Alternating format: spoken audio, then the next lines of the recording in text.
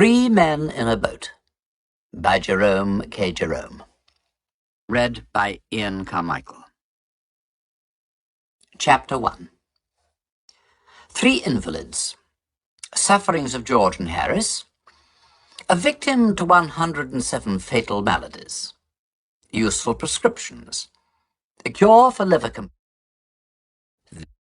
This audio program is brought to you courtesy of Audible.com. Audible.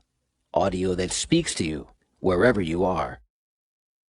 Three Men in a Boat by Jerome K. Jerome. Read by Ian Carmichael. Chapter 1.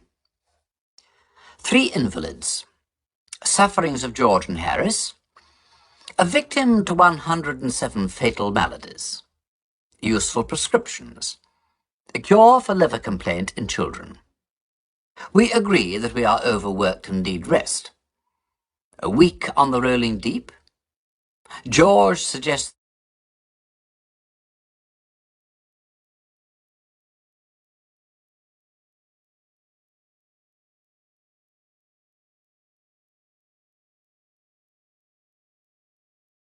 the river. Montmorency lodges an objection. Original motion carried by a majority of 3-1. There were four of us. George and William Samuel Harris and myself and Montmorency. We were sitting in my room, smoking and talking about how bad we were. Bad from a medical point of view, I mean, of course. We were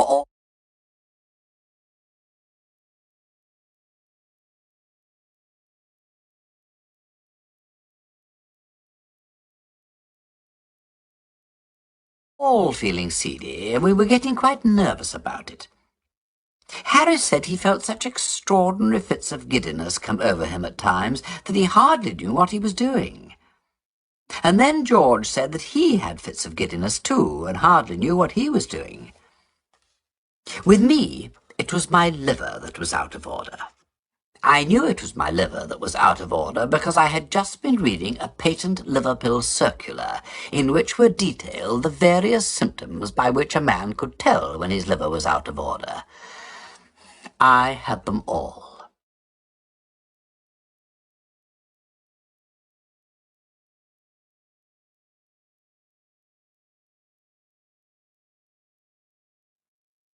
It is a most extraordinary thing that I never read a patent medicine advertisement without being impelled to the conclusion that I am suffering from the particular disease therein dealt with in its most virulent form. The diagnosis seems in every case to correspond exactly with all the sensations that I have ever felt. I remember going to the British Museum one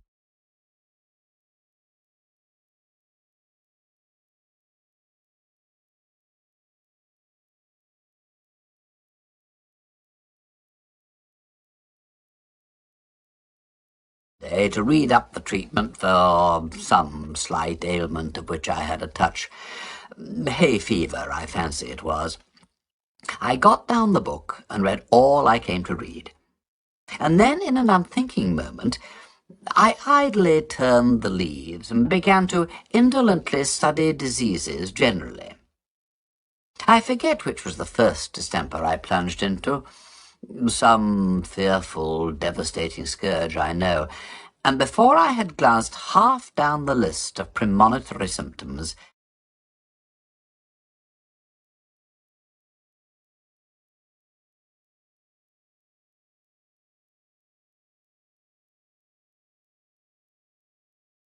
it was borne in upon me that I had fairly got it.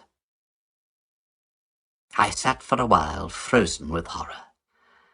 And then, in the listlessness of despair, I again turned over the pages.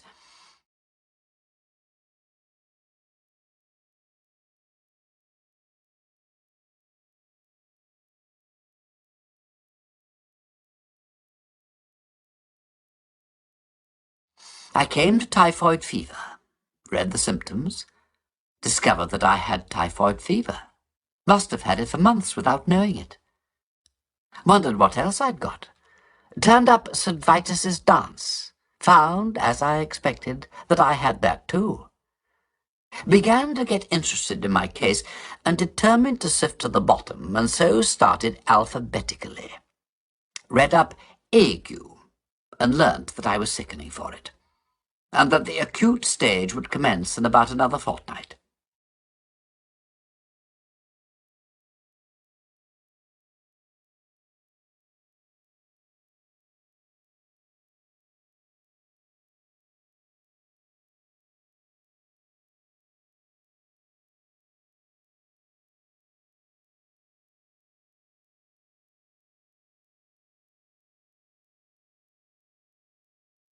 Bright's disease, I was relieved to find I had only in a modified form, and so far as that was concerned, I might live for years. The cholera I had, with severe complications, and diphtheria I seem to have been born with. I plodded conscientiously through the 26 letters, and the only malady I could conclude I had not got was housemaid's knee.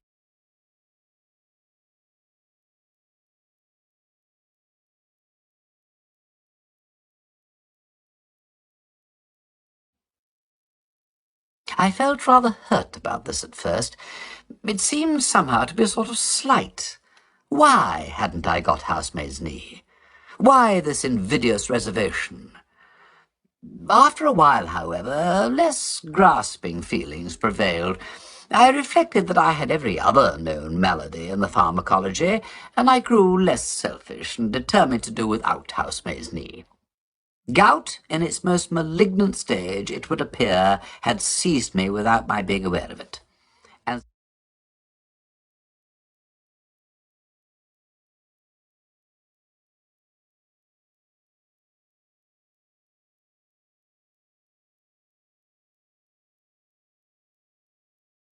zymosis I had evidently been suffering with from boyhood. There were no more diseases after zymosis, so I concluded there was nothing else the matter with me. I sat and pondered.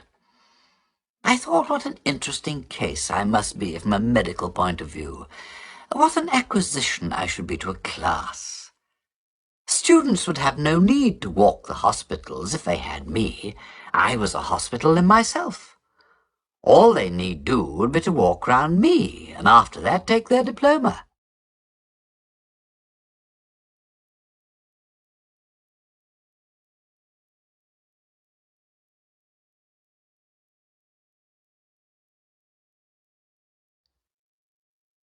Then I wondered how long I had to live. I tried to examine myself. I felt my pulse. I couldn't at first feel any pulse at all. Then, all of a sudden, it seemed to start off. I pulled out my watch and timed it. I made it 147 to the minute. I tried to feel my heart. I could not feel my heart. It had stopped beating. I have since been induced to come to the opinion that it must have been there all the time, and must have been beating, but I cannot account for it. I patted myself all over my front, from what I call my waist up to my head, and I went a bit round each side, and a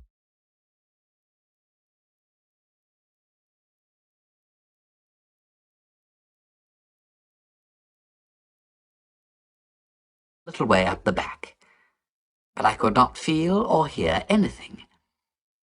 I tried to look at my tongue. I stuck it out as far as it would go, and I shut one eye and tried to examine it with the other. I could only see the tip, and the only thing that I could gain from that was to feel more certain than before that I had scarlet fever. I had walked into that reading room.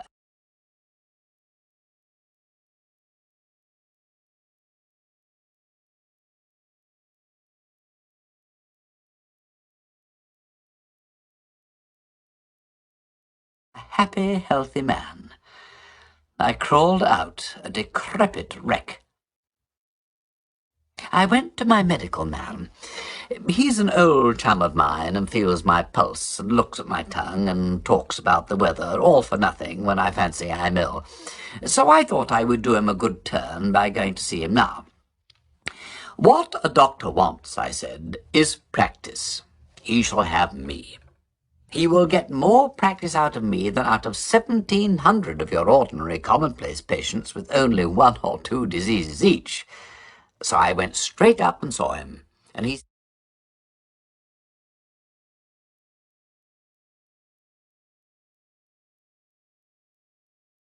said, "Well, what's the matter with you?" I said, "I will not take up your time, dear boy, with telling you what is the matter with me.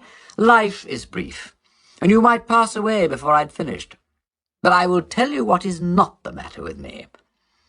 I have not got housemaid's knee. Why I have not got housemaid's knee I cannot tell you, but the fact remains that I haven't got it. Everything else, however, I have got." And I told him how I came to discover it all. Then he opened me and looked down me and clutched hold of my wrist.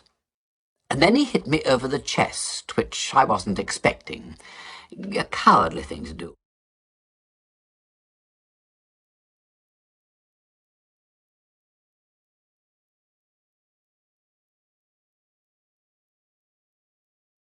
I call it, and immediately afterwards butted me with the side of his head. After that he sat down and wrote out a prescription and folded it up and gave it me, and I put it in my pocket and went out. I didn't open it.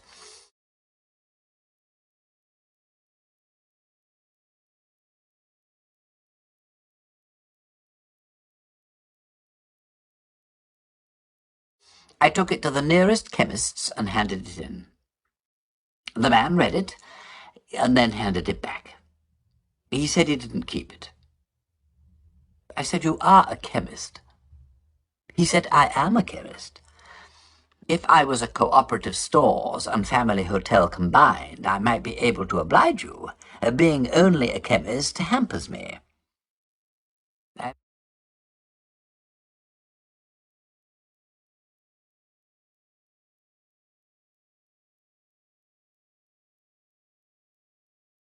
read the prescription. It ran, 1 pound beef steak with 1 pint bitter beer every 6 hours. 1 10-mile walk every morning. 1 bed at 11 sharp every night. And don't stuff up your head with things you don't understand. I followed the directions with the happy result, speaking for myself, that my life was preserved and is still going on. In the present instance, going back to the Liverpool circular, I had the symptoms beyond all mistake, the chief among them being a general disinclination to work of any kind. What I suffer in that way no tongue can tell. From my earliest infancy I have been a martyr to it. As a boy, the disease hardly ever left me for a day. They didn't know then it was my liver. Medical science was in a far less advanced state than now, and they used to put it down to laziness. "Why, you skulking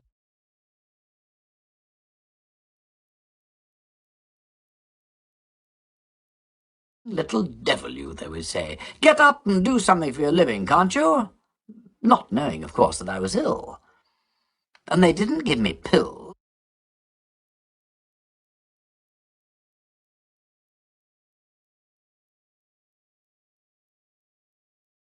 They gave me clumps on the side of the head. And strange as it may appear, those clumps on the head often cured me. For the time being. I have known 1 clump on the head have more effect upon my liver and make me feel more anxious to go straight away then and there and do what was wanted to be done without further loss of time than a whole box of pills does now. You know, it often is so. Those simple, old-fashioned remedies are sometimes more efficacious than all the dispensary stuff. We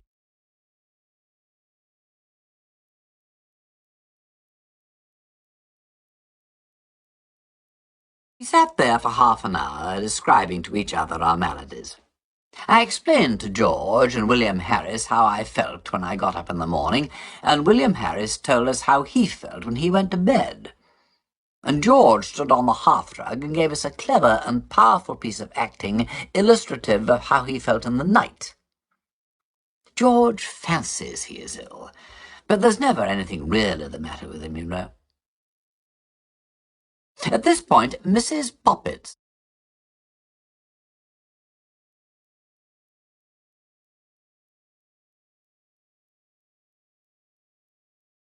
knocked at the door to know if we were ready for supper. We smiled sadly at one another and said we supposed we'd better try to swallow a bit. Harris said a little something in one's stomach often kept the diseases in check, and Mrs. Poppets brought the tray in, and we drew up to the table and toyed with a little steak and onions and some rhubarb tart. I must have been very weak at the time, because I know after the first half hour or so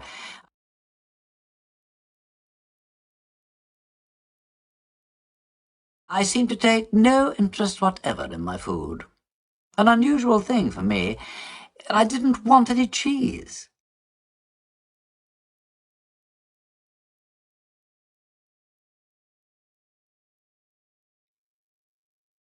This duty done, we refilled our glasses, lit our pipes, and resumed the discussion upon our state of health. What it was that was acutely the matter with us, we none of us could be sure of, but the unanimous opinion was that it, whatever it was, had been brought on by overwork. "What we want is rest," said Harris. "Rest and a complete change," said George. "The overstrain upon our brains has produced a general depression throughout the system. Change of scene and absence of the necessity for thought will restore the mental equilibrium."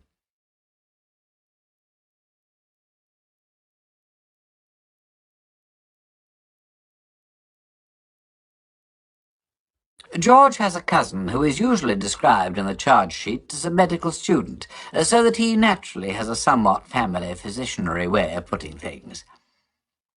I agreed with George and suggested that we should seek out some retired old-world spot far from the madding crowd and dream away a sunny week among its drowsy lanes. Some half-forgotten nook, hidden away by the fairies, out of reach of the noisy world. Some quaint perched eyrie on the cliffs of time, for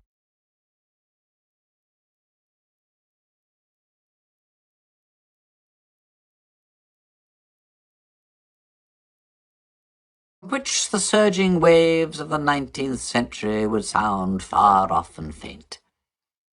Harris said he thought it would be humpy. He said he knew the sort of place I meant, where everybody went to bed at 8 o'clock and you couldn't get a referee for love or money and had to walk 10 miles for your baccy. "No," said Harris.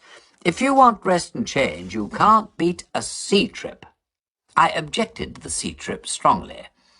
A sea trip does you good when you're going to have a couple of months at it, but for a week it is wicked.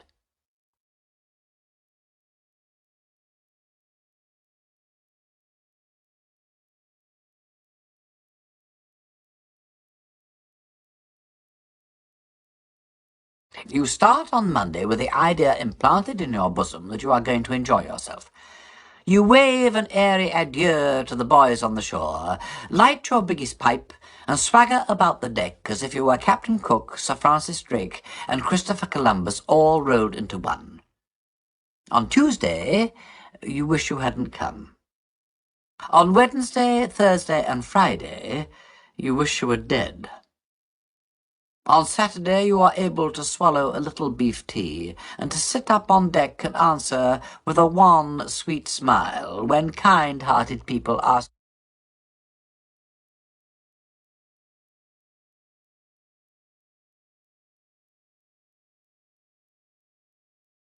you how you feel now.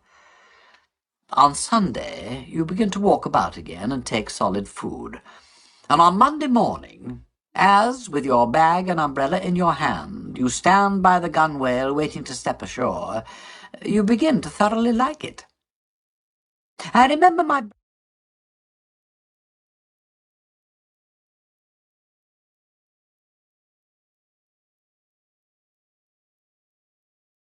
brother-in-law going for a short sea trip once for the benefit of his health.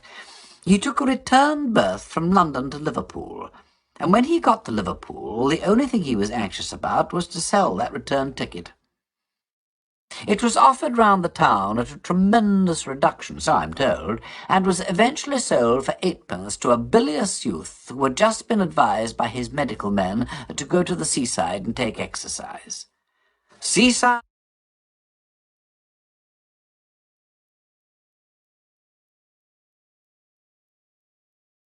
Said my brother-in-law, pressing the ticket affectionately into his hand. Why, you'll have enough to last you a lifetime. And as for exercise, why, you'll get more exercise sitting down on that ship than you would turning somersaults on dry land. He himself, my brother-in-law, came back by train. He said the North Western Railway was healthy enough for him. Another fellow I knew went for a week's voyage round the coast, and before they started, the steward came up to ask him whether he would pay for each meal as he had it.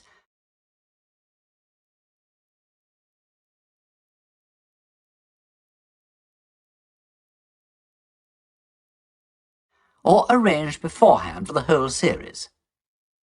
The steward recommended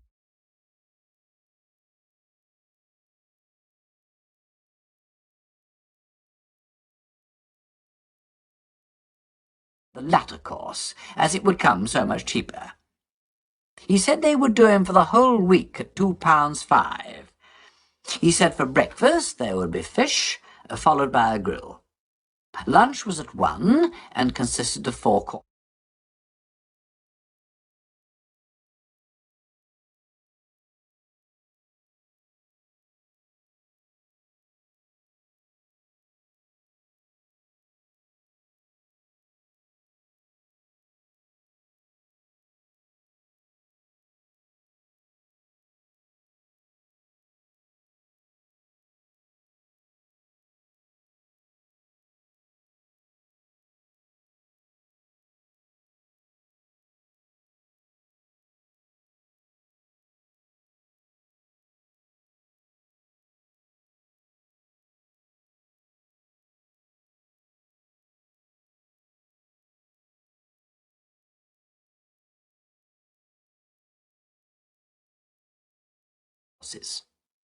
Dinner at 6, soup, fish, entree, joint, poultry, salad.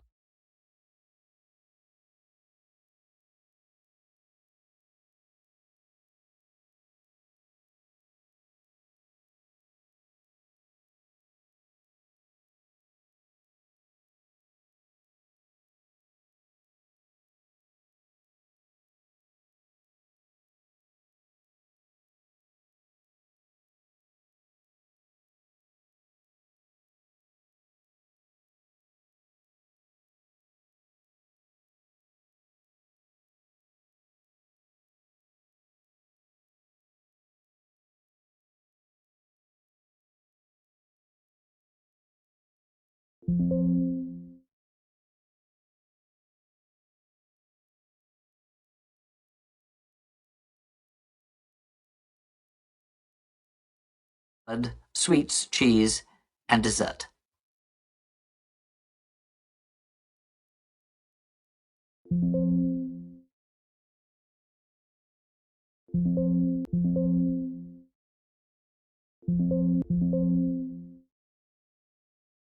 And a light beat supper at that ship than you would turning somersaults on dry land. He himself, my brother-in-law, came back by train. He said the North Western Railway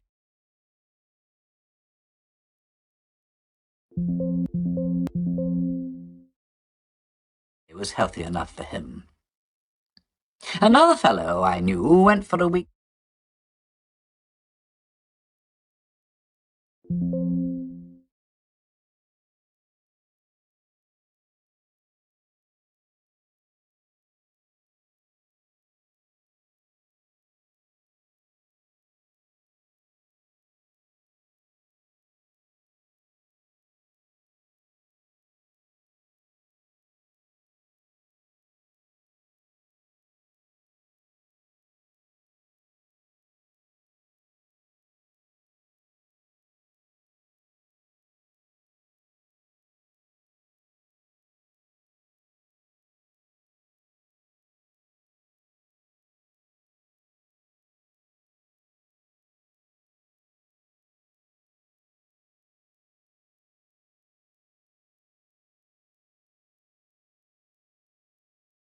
week's voyage round the coast, and before they started, the steward came up to ask him whether he would pay for each meal as he had it, or arrange beforehand for the whole series.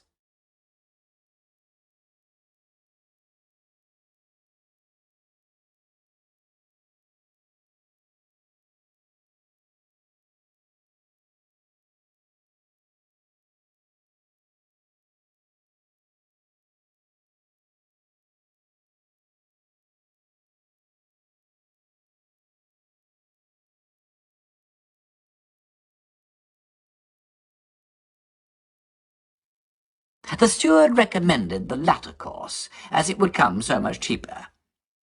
He said they would do him for the whole week at £2.5.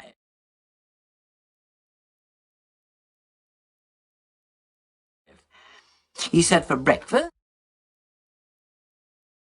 there would be